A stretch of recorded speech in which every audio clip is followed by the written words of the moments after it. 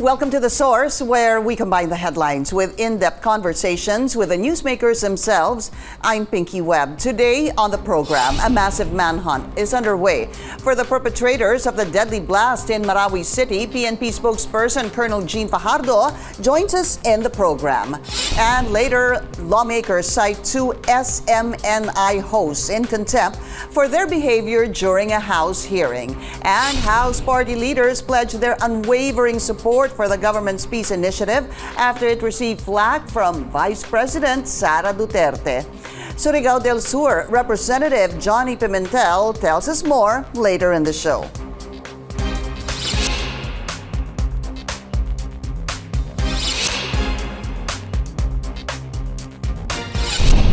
Authorities are conducting a large-scale manhunt operation for the culprits behind the bombing at the Mindanao State University. Military Chief General Romeo Bronner said MSU is secure after their security forces were allowed to man the campus's entry and exit points. He added, Marawi is also safe as security forces are on full alert and that there is no need to place Mindanao under martial law. Let's go straight to the source of the story. We have PNP spokesperson Colonel Jean Fajardo. Colonel Fajardo, welcome to The Source. Maraming salamat po sa inyong oras.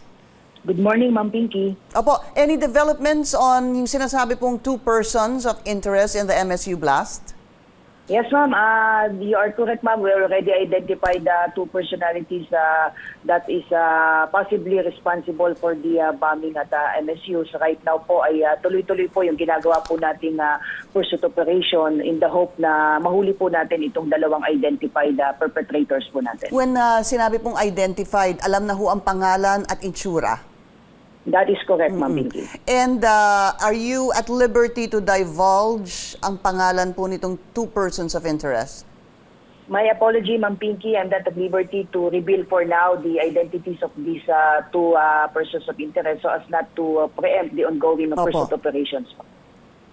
Which group are they connected with?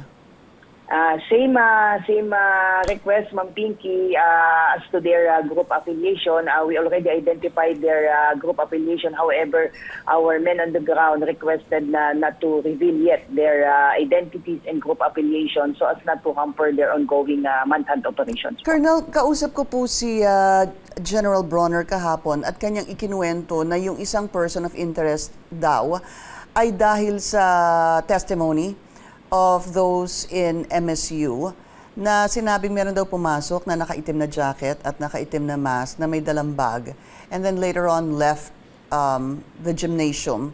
So ito ho yung isang person of interest. I just want to confirm that statement by General Bronner, sir. Ma'am? Yes, ma'am. One of the factors that was able to help the investigator identify these two POIs is because of the testimonies of some of the witnesses who personally saw them inside the gymnasium prior to the explosion. And nakita po talaga doon na suspicious yung ginawa po nilang paggalaw dito sa lugar. While the mass is ongoing, one of the POIs kept on talking over his phone, and in fact, he was even cautioned by one of the church assistants there to transfer chairs so as not to disturb the other the mass. Pinagsabihan so malaki pa po po siya. yung nagawa, ma'am. Pinagsabihan pa po siya. Yes po, ma'am. It was we learned from our investigators that one of the church assistants even requested one of the POIs to transfer to another chair because he kept talking over his phone and he's already disturbing some of the persons seated beside him. Napansin na po pala siya. And what about the second person of interest? The second persons of interest was also identified by one of the churchgoer because he is a new face in the MSUs, and some of the churchgoers are regular. So kilala ma'am nila kung sino yung mga talagang nagsisimba doon, at itong isang persons of interest natin also acted suspiciously and kept looking around inside the gymnasium as if conducting reconnaissance prior to the mass, and prior to the explosion, he was seen hurriedly leaving the gymnasium. So, si person of interest number 2 ay parang lumalabas bagong muka at kakaiba yung kanyang ginagalaw no, during the mass. Was the first one, the first person of interest, was he supposed to be a regular doon po na nagsisimba din sa gymnasium? No, ma'am. Bago din. He is also a new face among the churchgoer, and what triggered the suspicions because he kept on fidgeting over his phone while the mass is ongoing. Opo. Sabi niyo po, identified na po sila. Kumbaga may pangalan na at meron na pong pagkakakilanlan, ano, yung kanyang itsura. How were they identified? Nung na-interview na po natin, ma'am, yung mga witnesses, and they described the physical descriptions of these two POIs, and we showed them some pictures in our Rogues Gallery, and they positively identified these two male persons because these two male persons have previous criminal records, particularly relating to bombing. Nasangkot na po sila in past bombings? Yes po, ma'am. In fact, meron po silang mga warrants of arrest for murder in relation to bombing incidents po. I see. Which bombing incident is this? Are you at liberty to tell us that? Bombing incidents, particularly in Mindanao area, ma'am. Mm-hmm. Are there any CCTV footage, Colonel? They were able to retrieve some CCTV footages outside of the MSUs, and this is now undergoing enhancement, and hopefully we could at least retrieve some footages that would somehow corroborate the statements of our witnesses, ma'am. So, but the CCTV footage, are those outside the gymnasium? Because according to General Bronner yesterday, from what I remember, he said there were no CCTVs inside the gymnasium. Is that correct, ma'am? That is correct, ma'am. There were no CCTV footages or CCTV camera installed inside the MSUs. All the CCTV footages that were retrieved were outside of the school, ma'am. Are you saying outside the school or outside the gymnasium?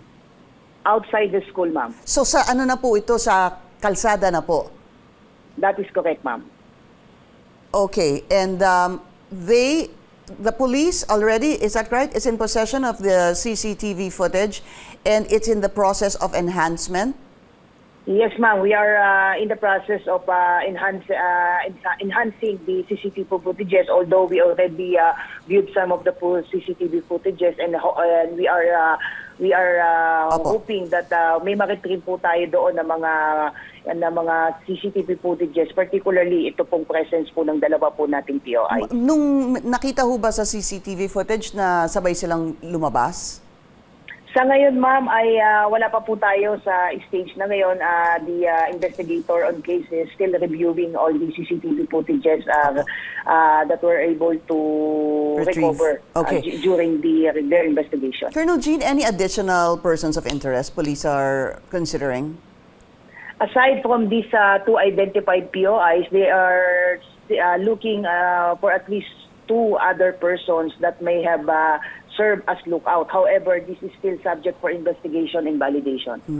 Has the PNP confirmed that indeed it is the ISIS that was behind the attack?